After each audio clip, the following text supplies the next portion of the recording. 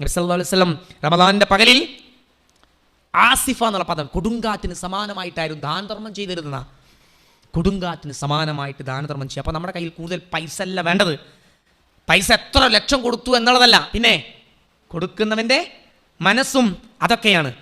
നമുക്ക് ഏറ്റവും ആവശ്യമുള്ള സമയത്ത്, നമുക്ക് ഏറ്റവും പ്രിയപ്പെട്ട സമയത്ത്, ആവശ്യമുള്ളത് ആ ബുദ്ധിമുട്ടുള്ള സമയത്ത്, ആ യുവത്വത്തിൽ ആവശ്യമുള്ളപ്പോൾ അപ്പം കൊടുക്കലാണ്. അത് എങ്ങനെ കൊടുക്കണം? പൂർണ്ണമായ നെയ്യത്തോടു കൂടി. നെയ്യത്ത് പഠിക്കുന്നിടത്ത് 3 ആളുകളെ വിചാരണയ്ക്ക് വിധേയമാക്കുന്നിടത്ത് ഒരാൾ വലിയ ധർമ്മിഷ്ഠനായ മനുഷ്യനാണ്.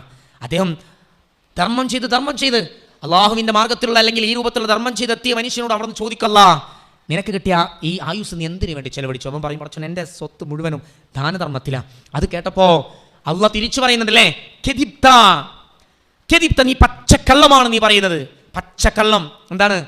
നീ എനിക്ക് വേണ്ടി ആയിരുന്നില്ല നീ ദാനധർമ്മം നിർവഹിച്ചത്. നീ ദാനധർമ്മം നിർവഹിച്ചത് ആളുകളുടെ കയ്യടി കിട്ടാൻ, നീ നല്ല ധർമ്മശീലനാണ് പറയാൻ, ആളുകളൊക്കെ നിന്നെ നല്ല അഭിപ്രായം പറഞ്ഞ് വലിയ ഐശ്വര്യവാൻ, വലിയ സമ്പന്നൻ, സമ്പത്ത് മുഴുവൻ അള്ളാഹുവിന്റെ മാർഗത്തിൽ ചെലവഴിക്കുന്നവൻ എന്ന് നിന്നെക്കുറിച്ച് പറയാൻ വേണ്ടി മാത്രമായി നീ ചെയ്തത് എന്ന് ആ മഹ്ശറിൽ വെച്ചിട്ട് അവിടുന്ന് അള്ളാഹു തിരിച്ചു പറഞ്ഞ് അദ്ദേഹത്തിൻ്റെ കുടുംബം പിടിച്ച് നരകത്തിലേക്ക് വലിച്ചു കൊണ്ടുവന്നവനാണ്.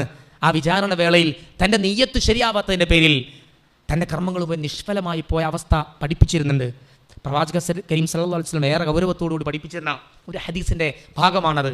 ഞാൻ സൂചിപ്പിച്ചു വന്നത്, നഷ്ടപ്പെടാതെയുള്ള സ്വതക്ക അത് വർദ്ധിപ്പിക്കാൻ നമുക്കാവണം.